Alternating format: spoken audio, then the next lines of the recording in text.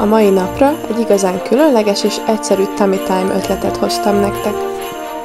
Ez a játék tökéletesen beleillik az adventi készülődés időszakába. Szánkázás az otthon melegében. Nincs is másra szükséged, csak egy pokrócra vagy egy törölközőre, fektesd rá hason a picit, és mehet is a szánkózás. A játék szuperül szolgálja a szenzoros és a motoros készségek fejlődését is.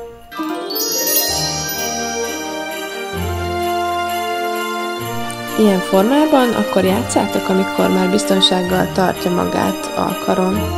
De ne aggódjatok, kisebb, 1-2 hónapos babákkal is megoldható ez a játék, már is mutatom hogyan. Használjátok egy kisebb babafészket, és háton fektessétek bele a picit. Így is szuper élvezetes lesz a szánkázás. Ha pedig gyakorolnátok mégis egy kicsit a hasonfekvést, akkor a fészek peremét helyezzétek a mellkas hónaj vonala alá, így nem lesz olyan megerőltető a pozíció. Ha tetszett, gyere vissza holnap is, és nyisd ki a következő ablakot!